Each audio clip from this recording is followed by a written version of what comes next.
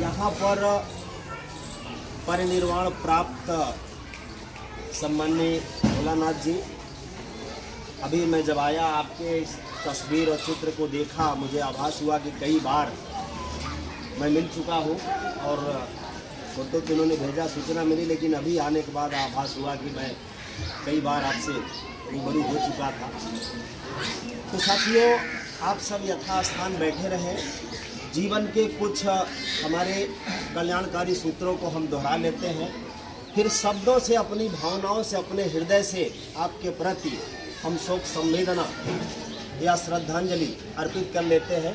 यथासंभव अपने स्थान पर आप बैठे रहें और अगर हाथ जोड़ करके उन सूत्रों को आप दोहराएंगे तो ज़्यादा तार्किक और उचित होगा। नमो तस्य भगवतो अरहतो सम्मा सम्बुद्धस्य।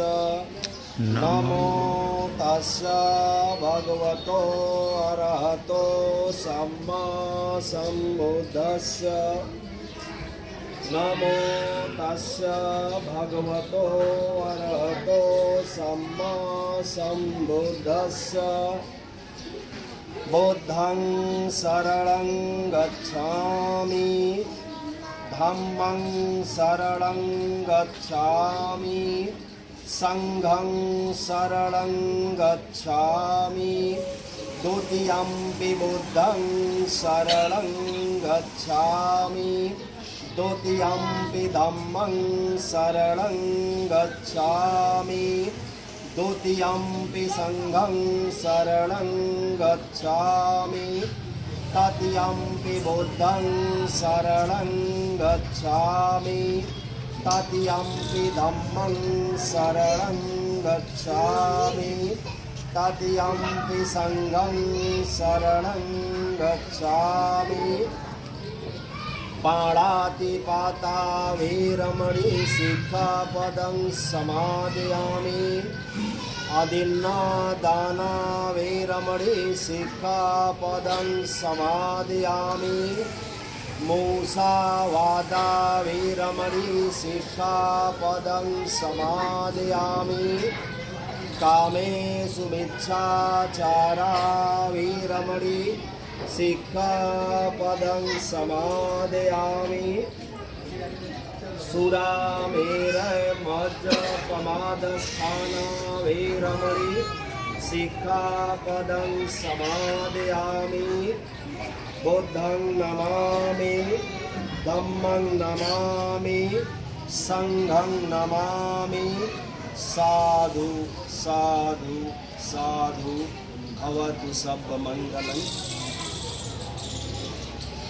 साथियों, हम सब ने बड़ी शांति से, हृदय से माँ मानव को उन सूत्रों को दोहराया है जिससे हर व्यक्ति का, हर इंसान का जब तक जीवन है कल्याणकारी स्वाभाविक है।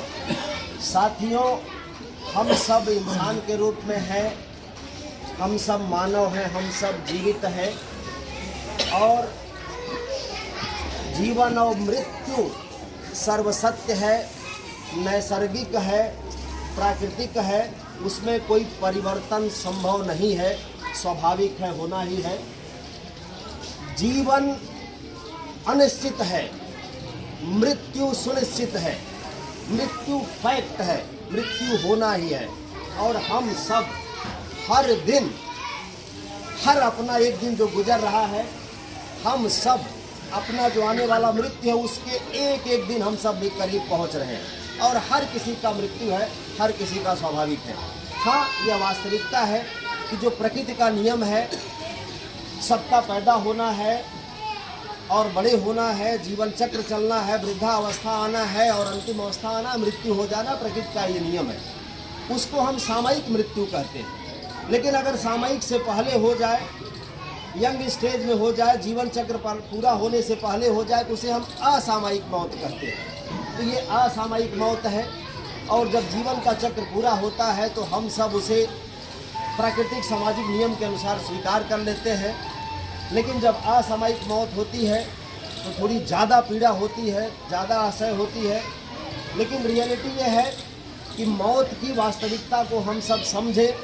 मौत का जो भय है, मौत का जो डर है, उसको हम सब स्वीकार करें, यथार्थ करें, आत्मसात करें, अंगीकार करें, जिसे हम सब उस रियलिटी को महसूस करें। और आपके जीवन में, हम सब का जीवन है, आने वाले दिनों में हम सब, ये दुनिया का नियम है, प्रकृति का नियम है कि एक करके लोग आते रहेंगे, जाते रहेंगे। ये लाखों वर्षों से प्रकृति का नियम चल रहा है। नई पीढ़ी आ रही है, पुरानी पीढ़ी जा रही है, और उसी क्रम में ये मौत है। और हम सब यहाँ पर श्रद्धांजलि, शोक सभा और शोक संतप्त परिवार के प्रति अपनी संवेदना, हृदय से संवेदना, पुष्पांजलि अर्पित करने आए हैं। तो हम सबका ये दायित्व बनता है, कर्तव्य बनता है कि इस समय जितना भी हम सब आपके प्रति संवेदना व्यक्त कर सके, दुखी परिवार, शोक संतप्त परिवार के प्रति अपना सहयोग, अपना प्रेम, अपना लगाव, अपना जो सपोर्ट कर सके, वह उनके प्रति श्रद्धांजलि होगी। साथ ही साथ सम्मानीय भोलानाथ जी, हर कोई अपने जीवन में बहुत कुछ करना चाहता है, बहुत सपने देखता है। आपने भी बहुत कुछ सपने देखे होंगे, बहुत कुछ किया भी होगा।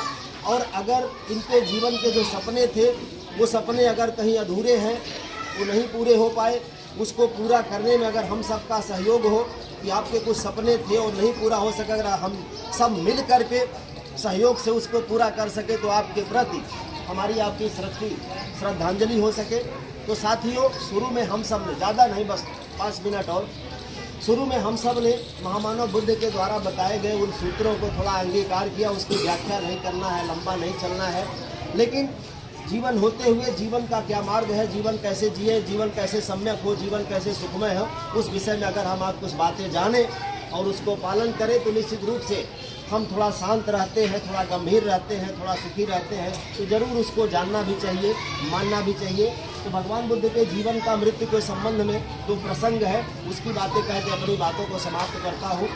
यहाँ पर बहुत सभी शोकाकुल महिलाएं बैठी हुई हैं। भगवान के जीवन का, भगवान बुद्ध उस समय जीवित थे, एक प्रसंग है। एक महिला है, उस महिला का पूरा परिवार एक एक करके सबकी मृत्यु हो जाती है, पूरा परिवार समाप्त हो जाता है। वो महिला बची है, उनके पास एक छोटा सा बच्चा है, सुंदर सा बच्चा है। और एक परिस्थिति आती है, तो बच्चे की भी मृत्यु हो जाती है। और वो महिला, उनकी माँ, वो पागल हो जाती है कि एक एक करके पूरे परिवार की मृत्यु हो गई, परिवार में कोई नहीं रहा, सिर्फ माँ बची। और माँ का एक इकलौता, हृदय से भी प्यारा बच्चा था। एक समय आया कि बच्चे की भी मौत हो गई। और हम आप शब्दों से कह सकते हैं, लेकिन एक माँ ही महसूस कर सकती है कि एक बच्चा उसके लिए कितना प्यारा होता है। बच्चे की भी मौत हो गई, और माँ, जिसको कहते हैं होश खो देना, सुबुद्ध खो देना, माँ एकदम बच्चे के प्रति पागल हो गई। लोग समझाते रहे, गांव के लोग, समाज के लोग, कि बच्चा है, मृत्यु हो गई, अब इसे हमें दे दो, अब इसका अंतिम संस्कार करना है। सबकी मृत्यु होती है, लेकिन माँ किसी भी बात को सुनने को तैयार नहीं। माँ अपने बच्चे को हृदय से लगा करके, और वो कह रहे कि आप सब झूठ बोल रहे हो, हमारा बच्चा मरा नहीं, हमारा बच्चा जीवित है, आप सब जबरदस्ती कर रहे हो, मुझसे छीन रहे हो, मेरा बच्चा मृत्यु नहीं हुआ। लेकिन लोगों ने देखा कि ये माँ अपने बच्चे के प्रति इतनी लगनशील है, इतनी समर्पित है कि मृत्यु हो गया है, लेकिन मृत्यु को स्वीकार नहीं कर रही है। तो लोगों ने समझाया कि ऐसा करें, इस माँ को भगवान बुद्ध के पास भेज देते हैं, और वहाँ पर इनका जो पीड़ा है, थोड़ी संवेदना, थोड़ा उत्तर इनको मिल जाएगा। उन्होंने कहा कि नहीं, समाज के लोगों, गांव के लोगों, तमाम लोग हमारे बच्चे को जिंदा कर दो, और आप लोग झूठ बोल रहे हो, मेरा बच्चा नहीं मर सकता, मैं ही उसके लिए जीवित हूँ, अगर वो मर जाएगा तो फिर मैं नहीं रह पाऊँगी। तो लोगों ने समझाया कि ठीक है, अगर आप चाहती हो कि आपका बच्चा जिंदा हो जाए, तो आप भगवान बुद्ध के, नई रोशनी आ गई है, ऐसा हो सकता है।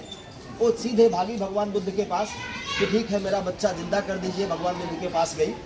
भगवान बुद्ध को भी लगा कि इसको हम समझाएंगे कि मृत्यु हो गया है और बच्चा अब जीवित नहीं हो सकता, तो इस माँ को समझ में आएगा नहीं, क्योंकि इतना वह मृत्यु को नकार चुकी है। तो भगवान बुद्ध ने कहा कि ठीक है, हम आपके बच्चे को जिंदा कर देंगे। उसको लगा कि वास्तव में जैसा लोग कह रहे थे वैसा ही होने वाला है, बहुत खुश हो गई। तो भगवान बुद्ध ने कहा कि ठीक है, आपका बच्चा जीवित हो जाएगा, लेकिन एक काम करना पड़ेगा कि आप बगल के गांव से जा कर के एक मुट्ठी सरसों लेके आना, और बच्चा आपका जिंदा हो जाएगा। उसकी माँ तुरंत भागी कि तुरंत सरसों लेके आती हूँ। भगवान बुद्ध ने कहा कि ठीक है सरसों लेके आना, लेकिन जरा एक बात तो सुनते जा कि सरसों लेके आना है। तो उन्होंने कहा कि ठीक है सरसों लेके आना आप, लेकिन उस घर से लेके आना जिस घर में कभी मृत्यु ना हुई हो, वहाँ से सरसों लेके आना। माँ बोली हाँ ठीक है, मैं उसी घर से लेके आऊँगा। माँ को ये भी आभास नहीं कि किसी घर ऐसा नहीं जहाँ मृत्यु न हो, क्योंकि अपने बच्चे के प्रेम में इतना दीवानी, इतनी लगन, इतनी समर्पित थी। सीधे चली गई, लेकिन सुबह से निकली, जिस घर गई हर कोई सरसों देने को तैयार, जितना मांगे उतना सरसों देने को तैयार। लेकिन जब ये प्रश्न आए सरसों तो मुझे दीजिए, लेकिन आपके घर कोई मृत्यु न हुआ हो तो दीजिए, मैं लेने को तैयार हूँ। तो फिर हर घर से उत्तर आया कि मेरे दादा मरे, मेरी दादी मरी, मेरी माँ मरी, मेरे पिता मरे, इस परिवार में तो अनेकों लोग मर चुके हैं, जैसा तो कोई है नहीं। फिर दूसरे घर, तीसरे घर, चौथे घर, पूरे गांव में, पूरे समाज में टहलती रही और शाम हो गया। उसे एक घर भी ऐसा नहीं मिला जहां पर कि मृत्यु न हुई हो। जो माँ को कुछ दिन बीत गए, 1 दिन, 2 दिन, 3 दिन, बच्चे को अपने गले से छोड़ नहीं रही थी। लोग समझा रहे थे कि बच्चे की मृत्यु हो गई है और इसे अब छोड़ दो, हम लोग को अंतिम संस्कार करने दो। और माँ भी उस बच्चे की लाश को छोड़ने को तैयार नहीं थी। लेकिन भगवान बुद्ध ने जब उपाय बताया, सुबह से शाम होते होते उसके दिमाग में अपने आप समझ में आ गया कि मृत्यु नैसर्गिक है, मृत्यु वास्तविक है। उसने लौट के आई वापस शाम को और भगवान बुद्ध के चरणों में गिरी कि भगवान बुद्ध, क्या आपने मुझे सबक दिया, मुझे संदेश दिया। मैं तो इस बच्चे के प्रति इतना दीवानी थी कि मुझे मालूम नहीं कि बच्चा मेरा जिंदा होना चाहिए, लेकिन अब मुझे आभास हो सका है ये दुनिया है, ये जीवन है, लोगों का जन्म होना है, लोगों का मृत्यु होना है, ये जीवन चक्र चलता रहेगा। तो गांव के लोगों, समाज के लोगों, परिवार के लोगों, मेरे बच्चे को अब ले जाओ, अंतिम संस्कार करो। मेरे बच्चे की मृत्यु हो चुकी है और मुझे एहसास हो सका, उसके मृत्यु को मैं स्वीकार करती हूँ। जो सुबह तक माँ स्वीकार करने को तैयार नहीं थी, शाम होते होते माँ उसको स्वीकार कर ली। तो साथियों, इस प्रसंग का हम सब यहाँ पर इसलिए उद्घाटन करना चाहते हैं कि जीवन है, हर परिवार में मृत्यु होगा, हर परिवार में होता है, होता रहा है, आगे भी होता रहेगा और हम सब भी इसी श्रेणी से गुजरेंगे। तो इन परिस्थितियों का सामना करें, शोकाकुल परिवार के प्रति अपना समर्पण, मजबूती, सहयोग दिखाएं कि जो ज़रूरत हो वहाँ पर उनके साथ हम खड़े रहें। तो उनको लगेगा कि ठीक है, दुनिया आती जाती रहती है, लेकिन लोग एक दूसरे का साथ देते हैं, सहयोग देते हैं। तो साथियों, एक प्रसंग और देकर अपनी बातों को मैं समाप्त करता हूँ। एक दूसरा प्रसंग है भगवान बुद्ध के जीवन का ही। एक व्यक्ति है, उस व्यक्ति के पिता की मृत्यु हो जाती है और आप जानते हैं कि हमारे समाज में बहुत कर्मकांड है, बहुत अंधविश्वास है, बहुत सारी परंपराएं चलती है, रीति रिवाज चलता है। तो सभी लोग यहाँ स्वर्ग और नर्क की बातें बताई जाती हैं। तो सबने कहा कि ठीक है, और मृत्यु के बाद लोग स्वर्ग भेजते हैं। तो उन्होंने बताया कि ठीक है, अगर आप भी चाहते हो अपने पिता को स्वर्ग भेजना, तो आप जो ये कर्मकांड होता है भगवान बुद्ध से करा दो और सीधे आपके पिता स्वर्ग पहुंच जाएंगे। उसको भी लगा कि हाँ, जब तमाम छोटे लोग करा देते हैं स्वर्ग पहुंच जाते हैं, तो अगर भगवान बुद्ध करा देंगे तो पक्का पहुंच जाएंगे। गया भगवान बुद्ध के पास कि हमारे पिता की मृत्यु हो गई है, उनके कर्मकांड आप करवा दें। तो भगवान बुद्ध ने सोचा कि इनको भी उस तरह समझाना कि ये कर्मकांड करने से कुछ होता नहीं है, इस तरह कहना शायद उचित नहीं होगा। उन्होंने कहा कि ठीक है, हम कर्मकांड करवा देंगे। तो आप जाओ, 2 हांडी लाओ और एक में घी भर के लाना और एक में कंकड़ पत्थर लेके आना। तो तुरंत ऐसी ऐसी व्यवस्था किया, सब कुछ किया, सारा व्यवस्था किया। उन्होंने कहा ले लो, चलो नदी के किनारे। नदी के किनारे गए। वो बेटा बहुत खुश था कि हमारे पिता का इस दुनिया के जो शास्ता हैं उनके हाथों द्वारा कर्मकांड हो रहा है, तो पिताजी तुम्हारे पक्का स्वर्ग जाएंगे। तो वहाँ पे गए नदी के किनारे लेकर के। भगवान बुद्ध ने कहा कि ठीक है, इस दोनों, एक घड़ा जिसमें घी भरा हुआ है, एक घड़ा जिसमें कंकड़ पत्थर भरा हुआ है, दोनों इस नदी के पेड़ी पर रखो। वहाँ पर थोड़ी पानी में रखा। उन्होंने कहा कि ठीक है, ये डंडे लेकर के दोनों ये जो घड़ा है तोड़ दो। उसने डंडे मारा, क्योंकि कुछ कर्मकांड भी इस तरह कराए जाते हैं। दोनों घड़े टूट गए और जो पानी में टूटने के बाद जो कंकड़ पत्थर थे वो पानी के नदी के पेड़ी में चले गए और जो घी था वो तैर करके ऊपर आ गया। भगवान बुद्ध ने कहा कि देखो, जो ये कर्मकांड है इतना तो मैंने करा दिया, अब इसके बाद जो समाज में ये लोग कहते हैं कि मंत्र पढ़ने से आदमी को ऊपर भेजा जा सकता है, उनको आप बुलाओ और मैं भी देखूं और वो लोग ये मंत्र पढ़े कि हे घी तू नीचे चला जा, हे कंकड़ पत्थर तू ऊपर चला, जरा वो मंत्र पढ़े और घी नीचे चला जाए और कंकड़ पत्थर ऊपर आ जाए तो मैं भी मानूं और मैं भी उस चीज़ को स्वीकार करता हूँ। तो वो बेटा बोला कि भगवान बुद्ध आप ये बातें करते हैं, आप ये समझा रहे हैं, मंत्र पढ़ने से घी नीचे चला जाएगा, मंत्र पढ़ने से कंकड़ पत्थर ऊपर आएगा, ऐसा हो नहीं सकता। तो उन्होंने कहा हे मानव, अगर ये बात आपको समझ में आ गई कि मंत्र पढ़ने से कंकड़ पत्थर ऊपर से नीचे से ऊपर नहीं आ सकता और घी ऊपर से नीचे नहीं जा सकता, अगर ये बात आपको सत्य है तो किसी के मंत्र पढ़ने से कोई स्वर्ग जाता है, कोई नर्क जाता है, इस तरह की जो भ्रांतियाँ हैं उससे आप बचो, उससे दूर रहो। और रही बात स्वर्ग और नर्क की, इस धरती पर जो भूगोल है, भूगोल के रूप में किसी धरती के कोने पर कहीं स्वर्ग होता हो, कहीं नर्क होता हो, ऐसी कुछ हमारी आपकी भ्रांतियाँ हैं।